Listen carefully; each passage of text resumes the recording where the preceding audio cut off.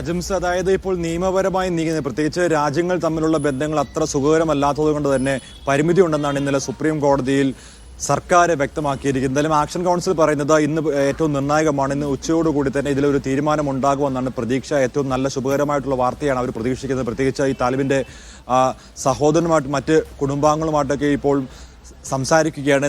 നേരിട്ട് ആദ്യമായിട്ടാണ് കുടുംബാംഗങ്ങളുമായിട്ടൊക്കെ ഈ ആക്ഷൻ കൗൺസിൽ സംസാരിക്കുന്നത്. ആക്ഷൻ കൗൺസിൽ അംഗങ്ങൾ അത്ര ആത്മവിശ്വാസം പ്രകടിപ്പിക്കുന്നുണ്ട്. എന്തായാലും ഒരു നല്ലൊരു വാർത്തയാണ് പ്രതീക്ഷിക്കുന്നത്. പ്രത്യേകിച്ച് ഈ വിഷയവുമായി ബന്ധപ്പെട്ട ഇവരുടെ ഗോത്ര വിഭാഗമാണ്. അതിലൊരു രണ്ട് അഭിപ്രായം വന്നതുകൊണ്ടാണ് ഇത്തരത്തിൽ ഇത് ഇങ്ങനെ നീണ്ടുപോകാൻ കാരണമായത്. അതുകൊണ്ട് തന്നെ അവരെയൊക്കെ അവരുടെ അഭിപ്രായം കൂടെ സമന്വയത്തിൽ എത്തിച്ചതുകൊണ്ട് ഇപ്പോൾ നീങ്ങാൻ വേണ്ടിയാണ് ഇപ്പോൾ ആലോചിക്കുന്നത്. പ്രത്യേകിച്ച് ഈ ദിയാദിനം നൽകുന്നതുമായി ബന്ധപ്പെട്ട് ഇവർക്കിടയിൽ രണ്ട് അഭിപ്രായമുണ്ട്. അത് വാങ്ങണ്ട എന്നും അതോടൊപ്പം തന്നെ അത് എത്ര വാങ്ങണം എന്നതിലും രണ്ട് അഭിപ്രായം വന്നതുകൊണ്ട് തന്നെ അതുമായി ബന്ധപ്പെട്ടുള്ള ചർച്ചകളാണ് പ്രധാനമായും നടന്നുകൊണ്ടിരിക്കുന്നത്. പ്രത്യേകിച്ച് ഈ യൂസഫ് അലി അതുപോലെ ബോബി ചെമ്മണ്ണൂർ അടക്കമുള്ളവർ ഇതുമായി ബന്ധപ്പെട്ട് സഹകരിക്കാമെന്ന് അറിയിച്ചിട്ടുണ്ടെന്നാണ് ആക്ഷൻ കൗൺസിൽ അംഗങ്ങൾ ഇപ്പോൾ അറിയിച്ചിരിക്കുന്നത്. അതുമായി ബന്ധപ്പെട്ടുള്ള നീക്കങ്ങളൊക്കെ ഇപ്പോൾ പുരോഗമിച്ചുകൊണ്ടിരിക്കുകയാണ്. പ്രത്യേകിച്ച് ഏറ്റവും പ്രധാനപ്പെട്ട കാരണം എന്ന് പറയുന്നത് ഇവരുടെ കുടുംബാംഗങ്ങൾ ഇതിനോട് സഹകരിക്കും എന്നുള്ളതാണ്. ഇന്ന് ഈ വിഷയവുമായി ബന്ധപ്പെട്ട് ചർച്ച നടക്കുകയാണ്. ഉച്ചയോടുകൂടി അതിന്മേലുള്ള ഒരു അന്തിമ തീരുമാനം ഉണ്ടാകുമെന്നാണ് നമ്മൾ പ്രതീക്ഷിക്കുന്നത്.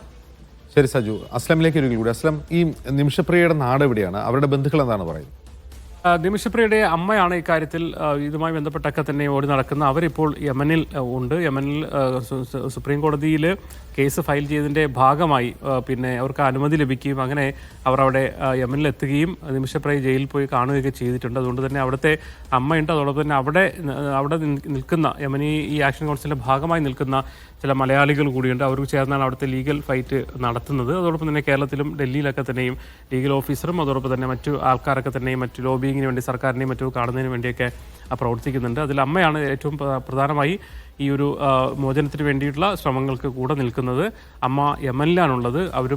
അവർക്കും ഇല്ലീഗൽ ഈ ആക്ഷൻ കൗൺസിൽ ബന്ധപ്പെടുമ്പോൾ അവരും വലിയ പ്രതീക്ഷയിൽ തന്നെയാണുള്ളത്. ആദ്യഘട്ടത്തിൽ നിന്ന് വ്യത്യസ്തമായി ഈ ഒരു ഇടപെടൽ വന്നതിന് ശേഷം വളരെ പോസിറ്റീവായിട്ട് തന്നെയാണ് കാര്യങ്ങൾ അവിടെ അവർക്ക് ലഭിക്കുന്ന സൂചനകൾ അങ്ങനെ തന്നെയാണ്. അതുകൊണ്ട് തന്നെ ഇന്ന് അവർ കാത്തിരിക്കുകയാണ്. ഇന്നൊരു തീരുമാനമുണ്ടായാൽ വളരെ പെട്ടെന്ന് തന്നെ കോടതിയെ സമീപിക്കാനും അങ്ങനെ വധശിക്ഷ ആദ്യഘട്ടത്തിൽ നീട്ടിവെക്കാനും പിന്നെ അങ്ങോട്ട് അവരുടെ കുടുംബത്തിൻ്റെ മാപ്പപേക്ഷ അല്ലെങ്കിൽ മാപ്പറിയിച്ചുകൊണ്ടുള്ള സത്യവാങ്മൂലം ഉൾപ്പെടെയുള്ളവർ സമർപ്പിച്ചുകൊണ്ട് അതിലൊരു പിന്നെ വധശിക്ഷ ഒഴിവാക്കാൻ കഴിയുമെന്നുള്ളൊരു പ്രതീക്ഷ വലിയ തോതിൽ വന്നിട്ടുണ്ട്. ദിയാദനത്തിലേക്ക് എത്തുകയാണെങ്കിൽ ആവശ്യപ്പെടുകയാണെങ്കിൽ അതിനുവേണ്ടി പലതരത്തിൽ നിന്നുള്ള ഒരു പിന്നെ സഹായ വാഗ്ദാനം ഇപ്പോൾ തന്നെ വന്നിട്ടുണ്ട്.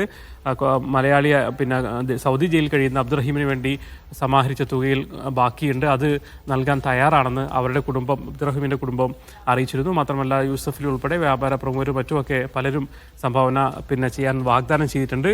ഈ കുടുംബം, തലാലിൻ്റെ കുടുംബം സമ്മതിച്ചാൽ മാത്രമേ ഇതൊക്കെ നടക്കുകയുള്ളൂ. അതിലേക്കുള്ള ഒരു നിർണായകമായ ഒരു ഘട്ടം എന്നാണ് ഇപ്പോഴത്തെ ചർച്ചയെ വിശേഷിപ്പിക്കുന്നത്. നമ്മൾ കാന്തപുരത്തിൻ്റെ ഓഫീസിൽ നിന്ന് ലഭിക്കുന്ന വിവരങ്ങളുണ്ട്. അതോടൊപ്പം തന്നെ ഡൽഹി കേന്ദ്രീകരിച്ച് ഇവിടെ ലീഗൽ ആക്ഷൻ കമ്മിറ്റിയുടെ അവരുടെ ലീഗൽ ഓഫീസുമായി ബന്ധപ്പെട്ട വിവരങ്ങളുണ്ട്.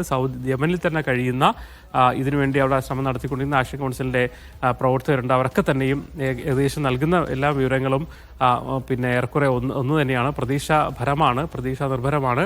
എന്തായാലും ഇന്ന് ഉച്ചയോടുകൂടി ഒരു നല്ല വാർത്ത പ്രതീക്ഷിക്കാമെന്നാണ് എല്ലാവരും പറയുന്നത്. സുഭാഷ് ചന്ദ്രൻ പറഞ്ഞതുപോലെ നല്ല വാർത്ത പ്രതീക്ഷിക്കുന്നുണ്ട്. എന്തായാലും ചർച്ചകൾ ഒരുപക്ഷെ അവിടുത്തെ സമയം അവിടെ യമനി സമയം ഒരു 9 മണിക്ക് ശേഷമാണ് 10 മണിക്ക് ശേഷമാണ് ചർച്ചകൾ നടക്കുക. നമ്മൾ പ്രതീക്ഷിക്കുന്നത് ഇന്നത്തെ ചർച്ചയിൽ തന്നെ ഒരു തീരുമാനമാകുമെന്നാണ്.